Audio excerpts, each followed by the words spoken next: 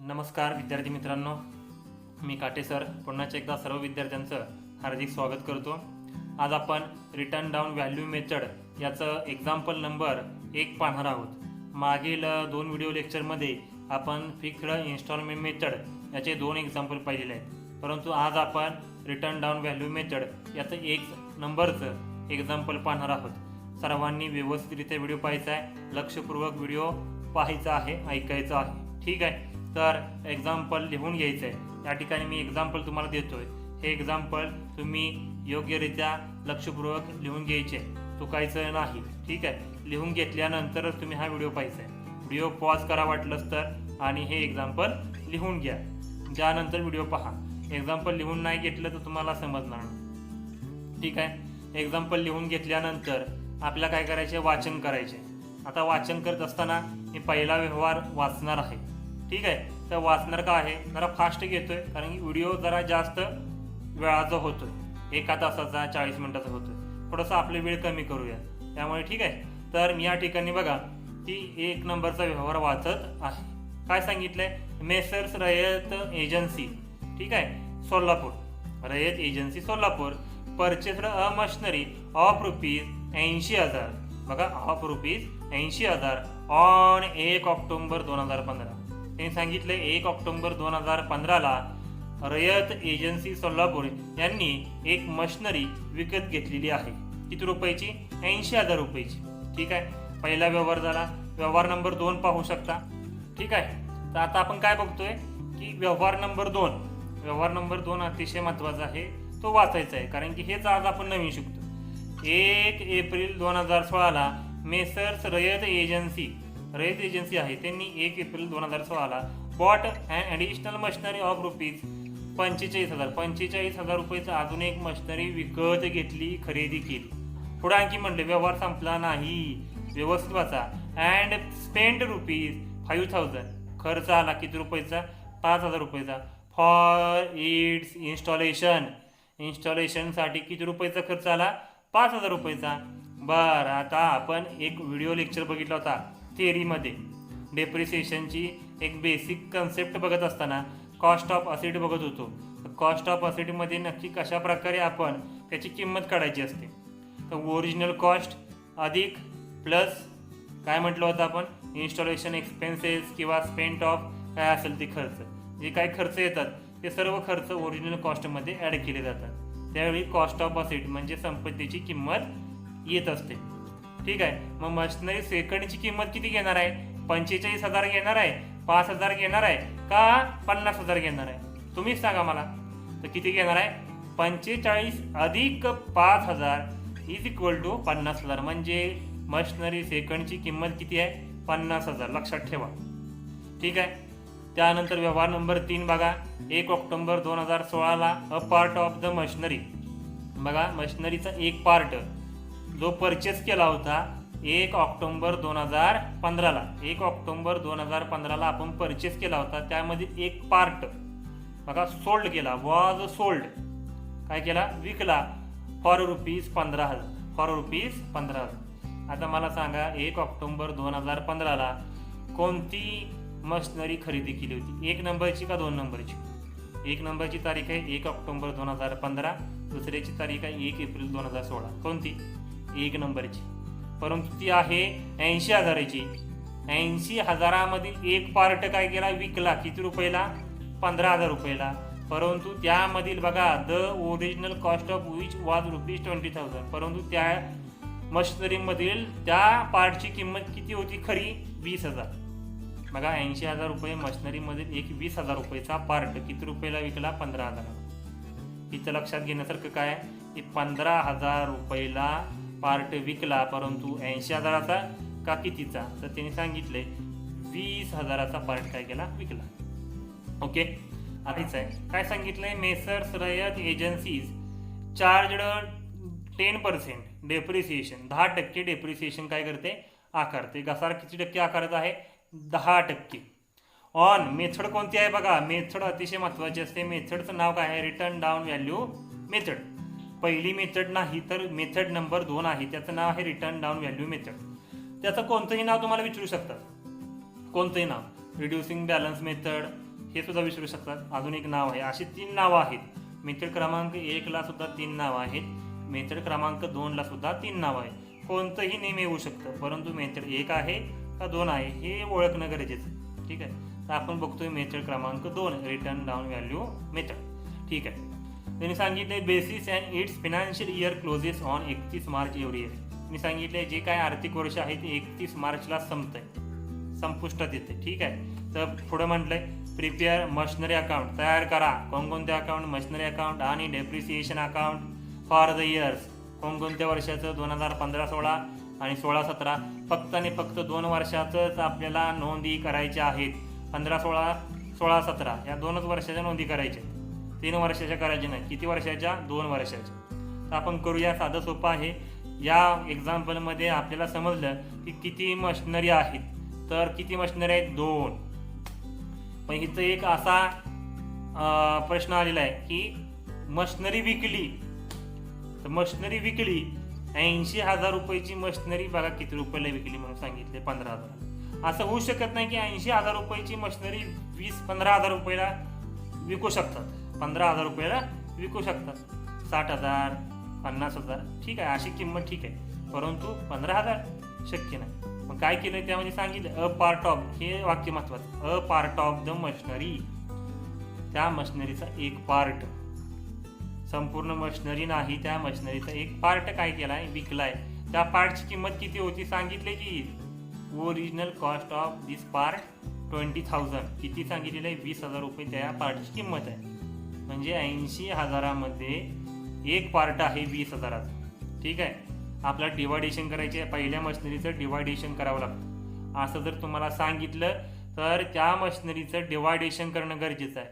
Machinery असेल, furniture असेल, building असेल, त्याचा एक पार्ट विकला, पार्ट म्हणतोय, असा जर शब्द आला किंवा वाक्य आलं तर तुम्हाला समजलं पाहिजे की त्या मशिनरीचं, त्या असेटचं 2 विभाग केले पाहिजे. 2 विभाग, 2 पार्ट केले पाहिजे. ठीक आहे. तर आपल्या या ठिकाणी 80,000 रुपयाची मशिनरी दिसते. मग त्याचे किती पार्ट होतील? एक 20,000चा सापडला. वाक्य काय म्हटलं होतं मग असे आपण की 15,000 रुपयाला मशिनरी विकली. 1 ऑक्टोबर 2015ची मशिनरी 15,000ला विकली, परंतु त्याचा पार्ट विकला म्हटले. त्याची त्या पार्टची किंमत किती होती? 20,000. म्हणून 20,000चा एक पार्ट झाला. 20,000 वजा 80,000 किती? 60,000. म्हणजे पहिल्या मशिनरीचे 2 पार्ट होतात, एक 60,000चा, एक 20,000चा. ठीक आहे. कॅल्क्युलेशन करण्यासाठी असं करावंच लागतं. तुम्ही 80,000च घ्याल, नाही चालत. काय करणार आहे मी? एका साईडला 60,000, एका साईडला 20,000. मशिनरी क्रमांक 1 म्हणजे मशिनरी 1चे किती कॉलम आहेत? 2. ठीक आहे. मशिनरी 2 सुद्धा आहे. म्हणजे आपल्याकडे टोटल 2 मशिनरी आहेत, परंतु एका मशिनरीचे 2 कॉलम आणि एका मशिनरीचा 1 कॉलम, असे 3 कॉलम करायचे. ठीक आहे. 3 कॉलम करायचे मशिनरीचे आणि फिक्स कॉलम किती असतात? 2. एकूण 5 कॉलम करायचे. किती? 5. ठीक आहे. आपण करूया 5 कॉलम. वर्किंग नोट या ठिकाणी मी म्हणतो.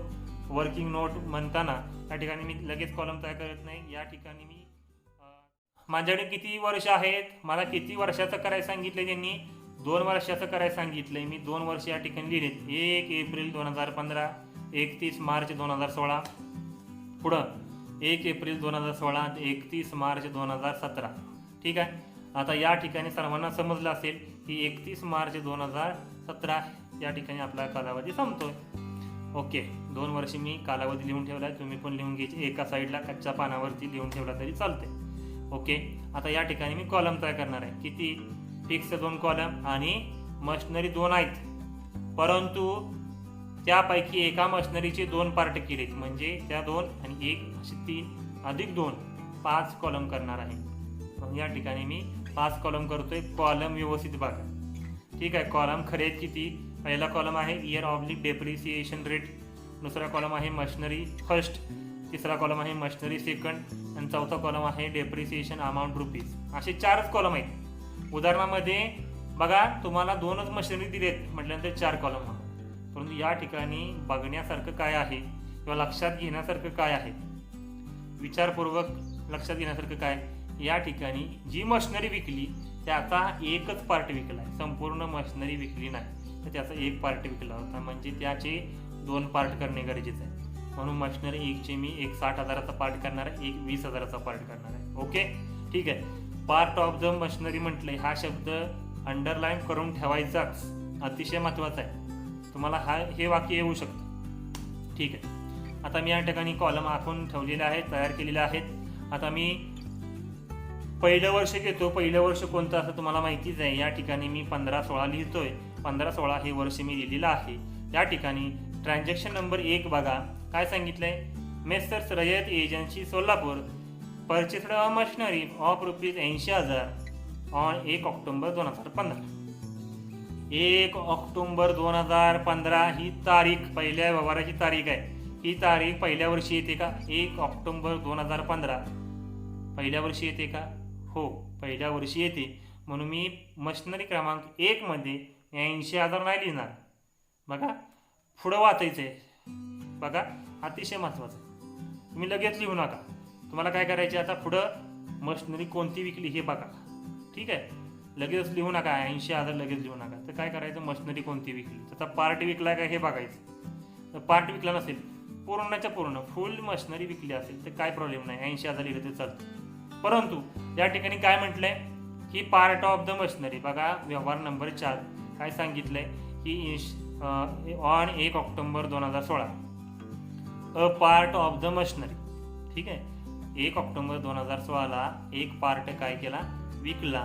बघा ती मशिनरी कधी परचेस केली होती, 1 ऑक्टोबर 2015. म्हणजे मशिनरी क्रमांक 1च आहे. मशिनरी क्रमांक 1 आहे ती विकली म्हणतंय. बरं पुढं आणखी वाचा काय म्हटलंय, वॉज सोल्ड विकलं. ठीक आहे, बरं फॉर ₹15,000. थोडंसं कन्फ्युजन करण्यासारखं आहे. 80,000 रुपयाची मशिनरी 15,000 विकली शक्य आहे का? नाही. मला सांगा 10 रुपयाची वस्तू 1 रुपयाला विकून चालेल का? नाही. तर 1, 9, 8, 7 रुपयेपर्यंत ठीक आहे. परंतु 80,000 रुपयाची 15,000 रुपयाला वस्तू विकली शक्य नाही. पुढे वाचा, द ओरिजिनल कॉस्ट. काय म्हणते, ओरिजिनल जो पार्ट विकला त्या पार्टची खरी किंमत किती आहे, 20,000. बघा पार्ट म्हणतोय मी, पार्ट लक्षात घेण्यासारखं आहे. पार्ट ओके, त्या मशिनरीचा पार्ट विकलाय, मशिनरी पूर्ण विकली नाही, तर पार्ट विकला. म्हणून या ठिकाणी मशिनरी क्रमांक 1 पार्ट होतोय 20,000चा, एक पार्ट होतोय 60,000चा. ठीक आहे. म्हणून या ठिकाणी मी लिहिताना 80,000चे 2 विभाग केले. किती विभाग केले? 2. ठीक आहे. तर एक 60,000चा, एक 20,000चा. तारीख खरेदीची एकच आहे, दोघांची वेगळी नाही. 1/10/2015, 1/10/2015. ओके, पहिला व्यवहार संपला. दुसरा व्यवहार बघा, 1 एप्रिल 2016. 1 एप्रिल 2016 पहिल्या वर्षी येते का? पहिलं वर्ष कोणतं आहे? 15-16 आहे. या ठिकाणी मी तारीख लिहिलेली आहे. या तारखेमध्ये 1 एप्रिल 2016 येते का? तर नाही. म्हणजे दुसरा जो व्यवहार आहे तो आपल्या या वर्षामध्ये येत नाही. तिसरा व्यवहार विक्रीचा आहे 2016, 1 ऑक्टोबर 2016. पुढच्या वर्षाचा आहे, या वर्षाचा नाही. पुढं बघा त्यांनी सांगितलंय messrs Rayat agency charge depreciation सांगितले 10%. कोणती मेथड आहे ते सांगितलंय. बरं पुढे सांगितले कोणकोणतं अकाउंट तयार करा. याचा काही संबंध नाही. म्हणजे पहिलं वर्ष संपलं, कोणताही व्यवहार नाही. पहिलं वर्ष संपलं, कोणताही व्यवहार नसेल तर काय करतो आपण, डेप्रिसिएशन आकारतो. लेस डेप्रिसिएशन @ 10%. ठीक आहे. वरती तुम्हाला उदाहरणामध्ये सांगितलंय 10% डेप्रिसिएशन घ्या. आता मला मूळ किंमत 60,000 दिसते, 20,000 दिसते, याच्यावरती डेप्रिसिएशन काढायचे. साधं सोपं आहे. त्या ठिकाणी मी साईडला इन ब्रॅकेटमध्ये लिहितोय, तुम्ही कच्च्या पानावर लिहायचे. 60,000 मी गुणाकार करत नाही, भागाकार करत नाही, काही सुद्धा करत नाही. बघा काय करतोय, एकच गोष्ट करतोय की शेवटचे 2 शून्य घालवतोय. काय करतोय मी, शेवटचे 2 शून्य घालवतोय. राहिले किती शिल्लक, 600. 600 गुणिले, आता गुणाकार करायचा. रेट ऑफ डेप्रिसिएशन किती आहे, 10%. म्हणून 600 गुणिले 10, उत्तर किती येते, 6,000. उत्तर किती येते, 6,000. 6,000 हे डेप्रिसिएशन तुमचं पूर्ण वर्षाचं डेप्रिसिएशन आहे. तुमची खरेदीची तारीख बघा, खरेदीची तारीख बघा. 60,000च्या खाली मी तारीख लिहिलेली आहे, 1 ऑक्टोबर 2015. 1 ऑक्टोबर 2015. ऑक्टोबर पासून आता पहिलं वर्ष बघायचं. एप्रिल, मे, जून, जुलै, ऑगस्ट, सप्टेंबर. ऑक्टोबर विचारात घेत नाही. म्हणजे किती महिने झाले, 6 महिने. 6 महिन्यानंतर आपण ती मशिनरी खरेदी केलेली आहे. 6 महिन्यानंतर ती मशिनरी आपण खरेदी केलेली आहे. मशिनरी 6 महिन्यानंतर खरेदी केली, मग डेप्रिसिएशन 12 महिन्याचं घेणार का? नाही, डेप्रिसिएशन 12 महिन्याचं नाही घ्यायचं. तर किती महिन्याचं घ्यायचं? 6 महिन्याचंच डेप्रिसिएशन घ्यायचं. ठीक आहे, 6 महिन्याचं डेप्रिसिएशन घेणार आहे. आता इथे दिसतंय 6,000 हे 12 महिन्याचं. मी सांगितलं तुम्हाला 6,000 भागिले 2 किती उतरलं? 3,000. हे आपलं किती महिन्याचं निघालं? 6 महिन्याचं. बरं, अजून मी एक करतो आपल्या माहितीसाठी. 3,000 जे उत्तर निघालं 3,000 भागिले 2 1,500. या ठिकाणी मी लिहितो बघा. 12 महिन्याचं आपलं निघालं 6,000. त्यानंतर त्याला भागलं 2 ते निघालं 6 महिन्याचं. जे उत्तर आलं त्याला भागलं 2 हे जे उत्तर आलं ते 3 महिन्याचं उत्तर आलं. ठीक आहे, म्हणजे 12 महिन्याचं डेप्रिसिएशन, 6 महिन्याचं डेप्रिसिएशन आणि 3 महिन्याचं डेप्रिसिएशन मिळालेलं आहे.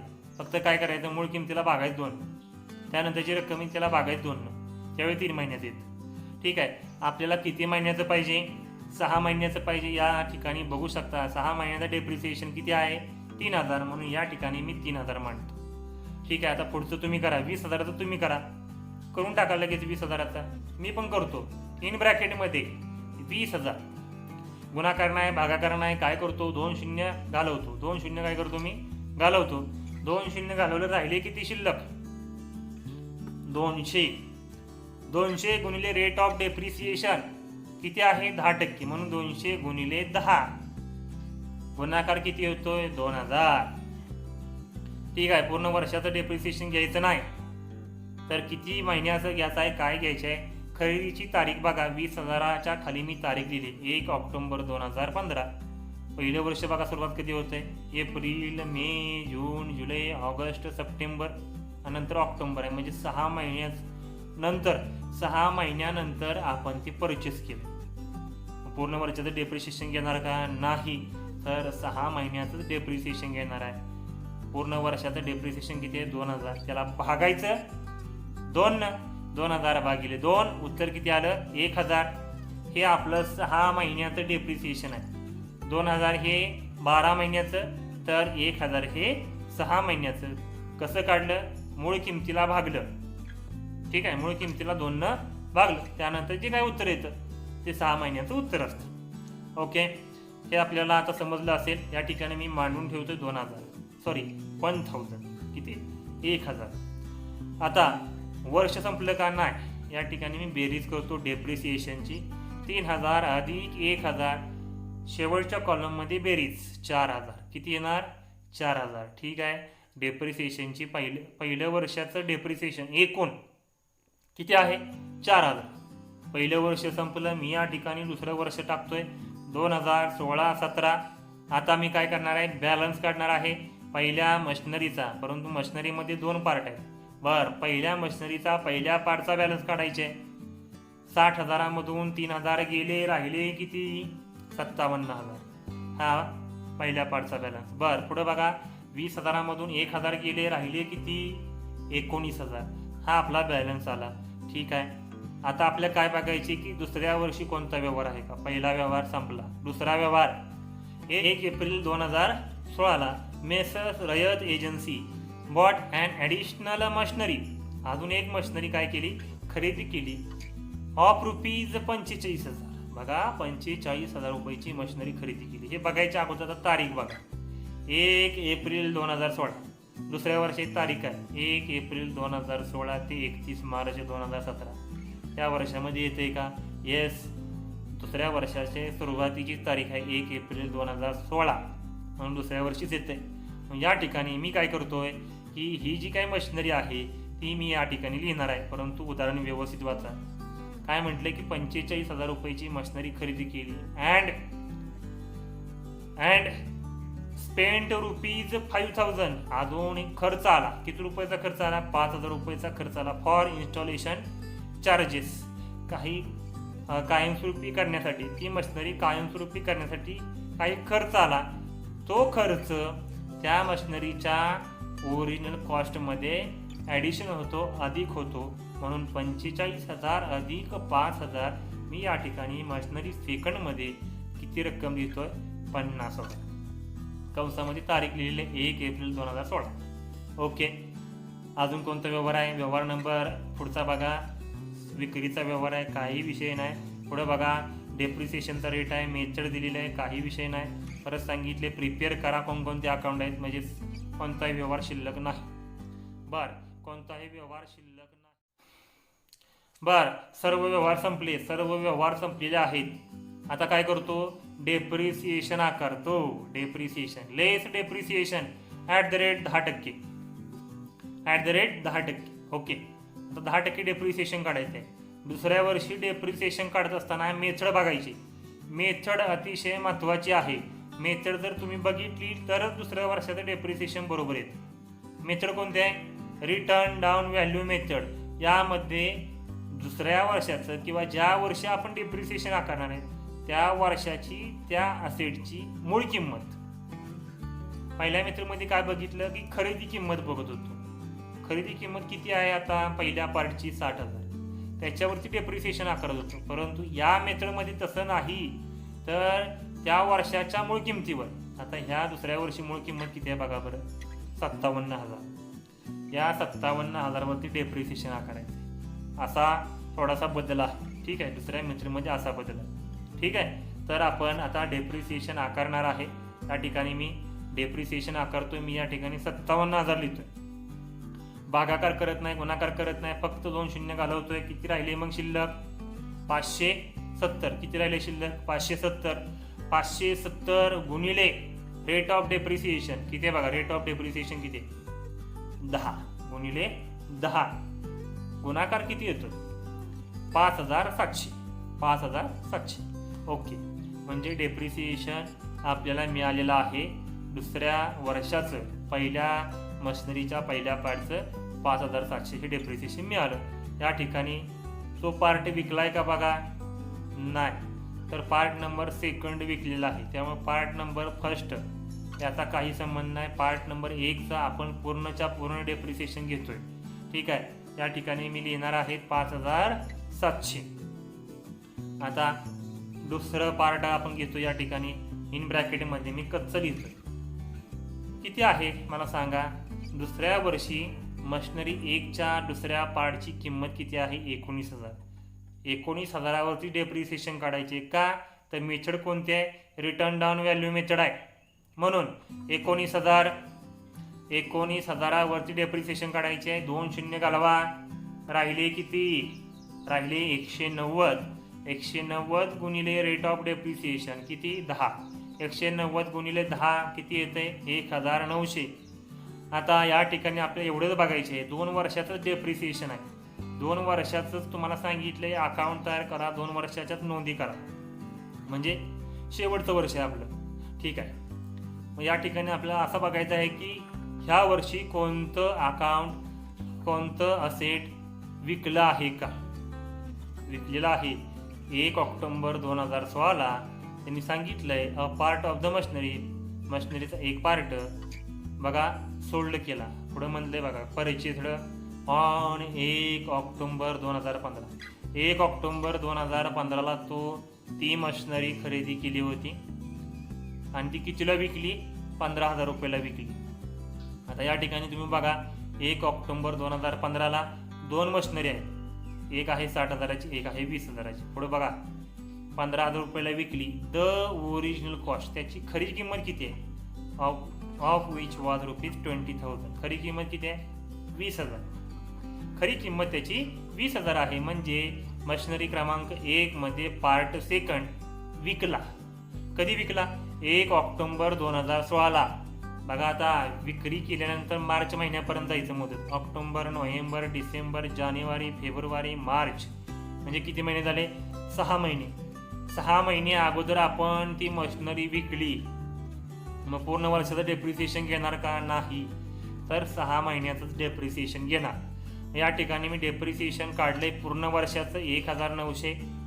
1,900ला मी काय करतो, 2 भागतो. किती उत्तर आलं, 950. म्हणजे माझं 12 महिन्याचं उत्तर आहे 1,900.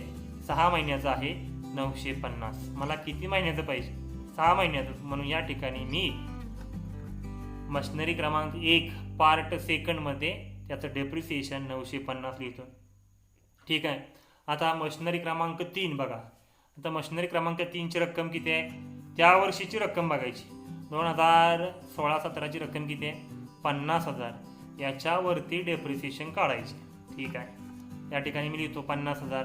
गुणाकार आहे, भागाकार आहे, 2 शून्य घालवा. 2 शून्य घालवलं, राहिले किती शिल्लक, 500. 500 गुणिले रेट ऑफ डेप्रिसिएशन 10 आहे, म्हणून 500 गुणिले 10 गुणाकार येतोय 5,000. 5,000 हे पूर्ण वर्षाचं आहे. आता पूर्ण वर्षाचं घ्यायचं आहे का 6 महिन्याचं घ्यायचं आहे का 3 महिन्याचं घ्यायचं आहे. बघा तिथं कंसात तारीख दिलेली आहे. तारीख सांगितली 1 एप्रिल 2016ला आपण ती मशिनरी विकत घेतली होती. बरं, ठीक आहे. दुसऱ्या वर्षाची तारीख बघा, 1 एप्रिल 2016 ते 31 मार्च 2017. म्हणजे सुरुवातीचे आहे, काही विषय नाही. सगळंच्या सगळं घेणार आहे आपण, पूर्णच्या पूर्ण घेणार आहे. दुसऱ्या वर्षाच्या सुरुवातीला आपण खरेदी केलं होतं, म्हणजे 12च्या 12 महिने ते यूज झालेलं आहे. त्याचा 12च्या 12 महिने वापर झालेला आहे. म्हणून 12च्या 12 महिन्याचं डेप्रिसिएशन घ्यायचं. किती काढलंय 12 महिन्याचं डेप्रिसिएशन, 5,000. ओके, 5,000 डेप्रिसिएशन मी या ठिकाणी मांडतो. ठीक आहे. दुसरं वर्ष संपलं का, अजून संपलेलं नाही, परंतु डेप्रिसिएशनची टोटल करून लिहायची असते शेवटच्या कॉलममध्ये. किती आहे, पहिल्याची 5,700, दुसऱ्याची 950, तिसऱ्याची 5,000. बेरीज किती येते रे, बेरीज येते 11,650. ठीक आहे, 11,650 हे दुसऱ्या वर्षाचं डेप्रिसिएशन आलेलं आहे. ठीक आहे. तर या ठिकाणी मी बॅलन्स काढत असतो. काय करतोय, बॅलन्स. बघा 57,000मधून 5,700 गेले, राहिले किती, 51,300. पुढं 19,000मधून 950 गेले, राहिले किती, 18,050. आणि तिसरं आहे 50,000मधून 5,000 गेले, राहिले किती, 45,000. ओके, हा आपला बॅलन्स आहे. परंतु दुसरं वर्ष संपवायचं आहे, म्हणून या ठिकाणी विक्रीचा व्यवहार चेक करा. विक्रीचा व्यवहार असेल तर आपण या ठिकाणी बॅलन्स घेतो. बॅलन्स घेतला, आता विक्रीचा व्यवहार करायचे. पार्ट 1, पार्ट 2 का मशिनरी सेकंड बघा. तर त्यासाठी व्यवहार वाचा. व्यवहार नंबर 3 काय दिलंय, 1 ऑक्टोबर 2016ला अ पार्ट ऑफ मशिनरी. ठीक आहे, इथपर्यंत थांबा. या ठिकाणी आपल्याला विक्रीचा व्यवहार बघतोय आपण, की काय सांगितलंय की 1 October 2016 a part of the machinery. मशिनरीचा एक पार्ट जो की परचेस केला होता 1 ऑक्टोबर 2015ला वाज सोल्ड, तो काय केला, विकला. 1 ऑक्टोबर 2015ला तो खरेदी केला होता. आता त्याचे 2 पार्टीज, एक 60,000चा आणि 20,000चा. कोणता विकला ते बघू. पुढे म्हणलंय फॉर रुपीज 15,000, 15,000 रुपयाला विकला. बर, 15,000 रुपयाला विकला, परंतु हा याच्या पार्टची ओरिजिनल किंमत म्हणलंय, original cost of which was rupees 20,000. त्याची खरी किंमत किती होती, 20,000. 20,000 रुपयाचा पार्ट काय गेला, विकला. ठीक आहे, 20,000 रुपयाचा पार्ट काय गेला, विकला. किती रुपयाला, 15,000 रुपयाला. पण कधी, 1 ऑक्टोबर 2016ला. म्हणजे 20,000 रुपये जो पार्ट आहे सेकंड, तो आपण विकलेला आहे. ठीक आहे, मी या ठिकाणी आता वर्किंग नोटमध्ये काय लिहितोय की लेस सेलिंग प्राइस. काय लिहिणार आहे, लेस सेलिंग प्राइस. पहिल्या मशिनरीचा पहिला पार्ट नाही विकला तर दुसरा पार्ट विकलाय, म्हणून दुसऱ्या पार्टच्या ठिकाणी त्या ठिकाणी मी रक्कम लिहिणार आहे. ठीक आहे, परंतु त्याच्या अगोदर सूत्र आपण लिहू. सूत्र काय लिहू की profit and loss is equal to selling price वजा बॅलन्स. आपण लॉस का प्रॉफिट झाला आहे हे आपण आता पाहणार आहोत. तर ते पाहू लगेच आपण. या ठिकाणी बघूया, प्रॉफिट अँड लॉस काढण्यासाठी आपल्याला हे सूत्र उपयोगी आहे. बर, सेलिंग प्राइस किती आहे, किती रुपयाला विकलं, 15,000 रुपयाला विकलेला आहे, म्हणून सेलिंग प्राइस आहे 15,000. आणि दुसऱ्या पार्टची रक्कम आहे 20,000. ठीक आहे, परंतु या ठिकाणी बॅलन्स बघायचं आहे. बॅलन्स म्हणतोय मी, किती आहे बॅलन्स शिल्लक दुसऱ्या पार्टचा, 18,050. 15,000 वजा 18,050. ठीक आहे, किती येतोय, वजा 3,050. वजामध्ये जर उत्तर येत असेल तर तो आपला लॉस आहे. ठीक आहे, वजामध्ये जर उत्तर येत असेल तर तो आपला लॉस आहे. ठीक आहे, 18,050 मधून 15,000 मी काय करणार आहे, वजा करणार आहे. जे काही उत्तर येतं त्या उत्तराला मी काय म्हणणार आहे, प्रॉफिट किंवा लॉस. तर वजामध्ये उत्तर आलंय म्हणून मी या ठिकाणी लॉस म्हणतो. किती लॉस झाला आपला, 3,050. ठीक आहे, झालं आपलं गणित संपतं आता, म्हणजे वर्किंग नोट संपत आहे. आता वर्किंग नोट संपवण्यासाठी शेवटला बॅलन्स महत्त्वाचा असतो की जे की उत्तर असतं. पहिल्या पार्टचं बॅलन्स किती आहे 51,300. दुसऱ्या पार्टचं काही नाही. दुसऱ्या मशिनरीचा बॅलन्स शिल्लक आहे का? हो आहे 45,000 रुपये. ठीक आहे, वर्किंग नोट समजली असेल. काही शंका असेल तर विचारू शकता. आता यानंतर मी अकाउंट तयार करणार आहे. तर या ठिकाणी तुम्ही बघू शकता अकाउंट मी तयार करतोय. त्यासाठी मला वर्किंग नोट महत्त्वाची आहे म्हणून या ठिकाणी मी वर्किंग नोट घेतलेली आहे. ओके, आता वर्किंग नोट घेतलेली आहे. त्याच्यावरून मला काय करायचे, 2 अकाउंट तयार करायचे. तुम्हाला गणितामध्ये एक्झाम्पलमध्ये सांगितलं आहे की प्रिपेअर करा मशिनरी अकाउंट आणि डेप्रिसिएशन अकाउंट. ठीक आहे, मी करतोय आता अकाउंट. पहिलं अकाउंट कोणतं असणार आहे? मशिनरी. परंतु त्याच्या अगोदर मी काय लिहितो? इन द बुक्स ऑफ, कुणाच्या पुस्तकामध्ये? In the books of Rayat agency Solapur. हे लिहिणं गरजेचं आहे. कुणाच्या पुस्तकामध्ये करतो. त्यानंतर नाव आहे. पहिलं कोणतं अकाउंट आहे? Machinery account. मशिनरी अकाउंट याला 2 बाजू असतात, एक डेबिट साईड आणि एक क्रेडिट साईड. किती कॉलम असतात? तर 8 कॉलम असतात. डेबिट साईडला 4 कॉलम, क्रेडिट साईडला 4 कॉलम. ओके, ठीक आहे. त्यानंतर आता आपल्याला काय बघायचं? 2 नंबरचा अकाउंट. कोणता आहे 2 नंबरचा अकाउंट? तर ते सुद्धा आपल्याला माहित आहे, डेप्रिसिएशन अकाउंट. याला सुद्धा किती कॉलम असतात? याला 2 बाजू आहे, डेबिट आणि क्रेडिट. म्हणजे किती कॉलम असणार आहेत? 8च. डेबिट साईडला 4, क्रेडिट साईडला 4. ओके, दोन्ही अकाउंट आपण एकत्रित बघू शकतो, परंतु त्यासाठी जर्नल एंट्री अतिशय महत्त्वाची असते. आपण त्यामुळे साध्या सोप्या भाषेमध्ये जातो.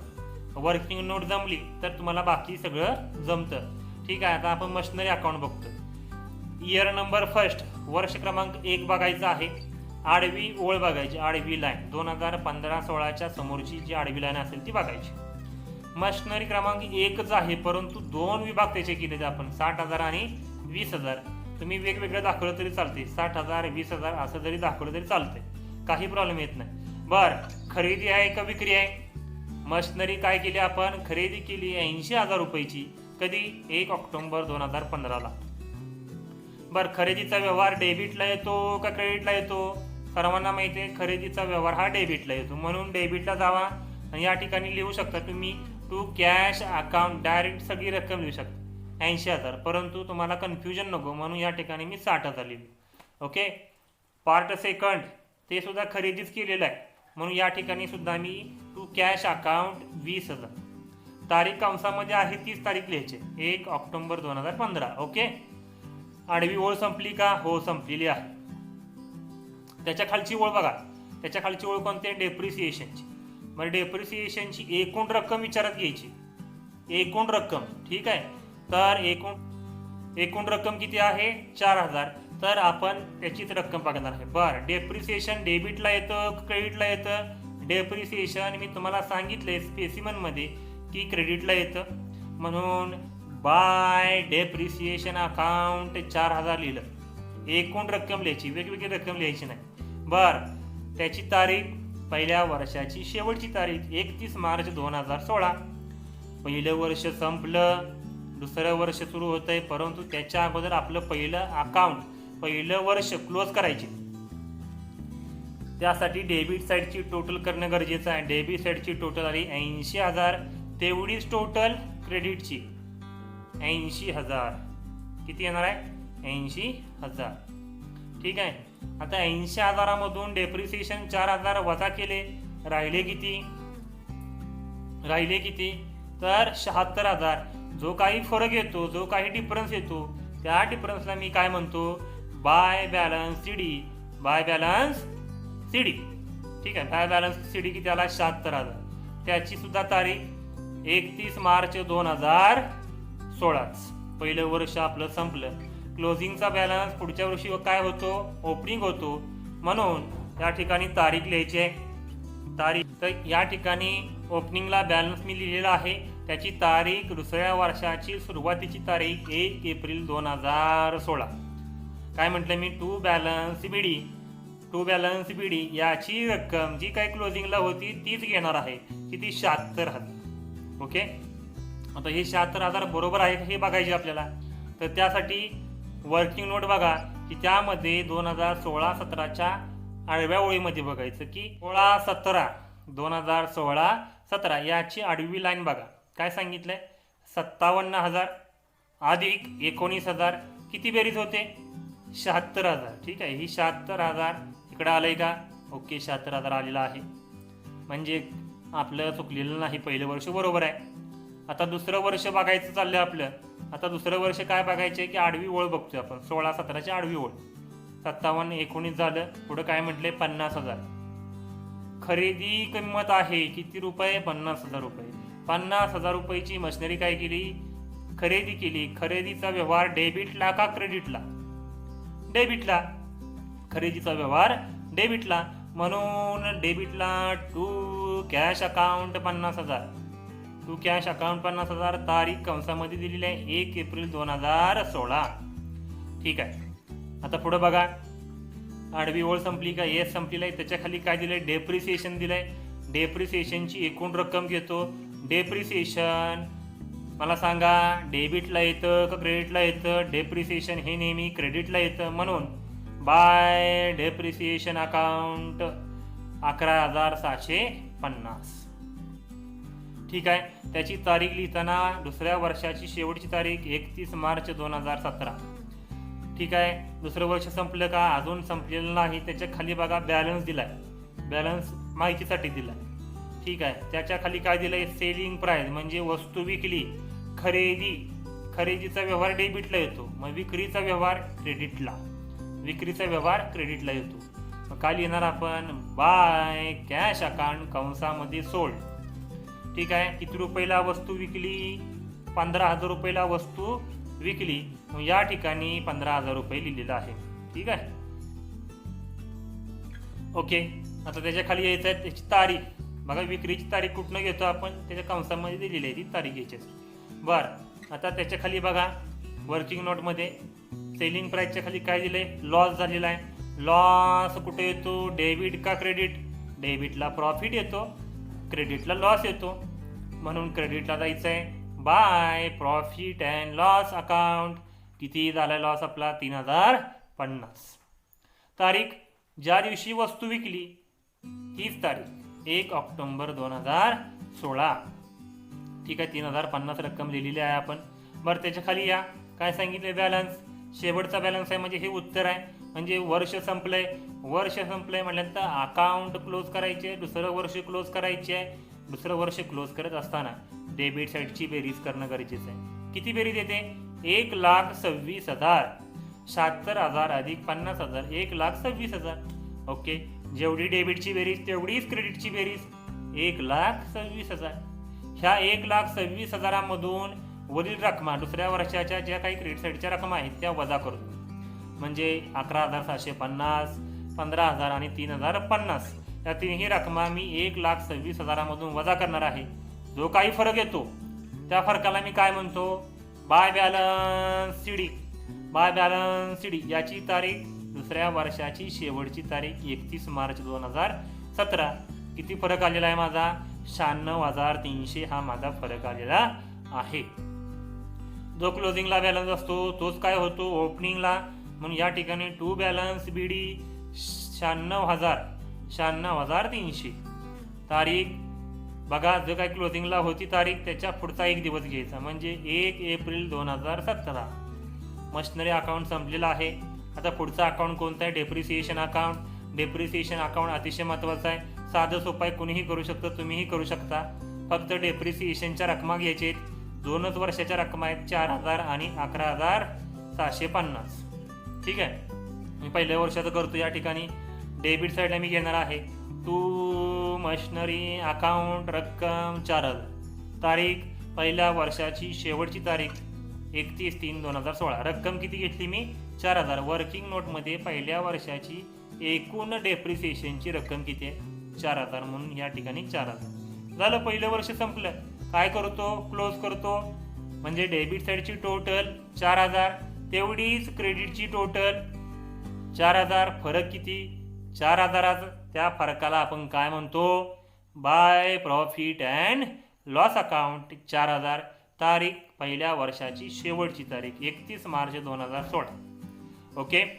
आता पुढं काय करतो आपण की दुसरं वर्ष घेतो. दुसरं वर्ष सेम आहे, तुम्हीही करू शकता. काय लिहायचे आपल्याला? To machinery account. काही वाक्य बदलत नाही. टू मशनरी अकाउंट जी काय रक्कम दिसते वर्किंग नोटमध्ये दुसऱ्या वर्षाची डेप्रिसिएशनची अमाऊंट 11,750 या ठिकाणी लिहायची. तारीख दुसऱ्या वर्षाच्या शेवटची तारीख 31 मार्च 2017. दुसरं वर्ष संपलं, अकाउंट क्लोज.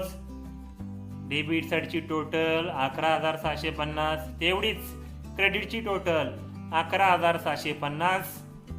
फरक किती आला? 11,750. त्या फरकाला आपण म्हणतो by profit and loss account. 11,750 तारीख वर्षाच्या शेवटची 31 मार्च 2017. ठीक आहे. अशा प्रकारे हे रिटर्न डाऊन व्हॅल्यू मेथडचं गणित होतं.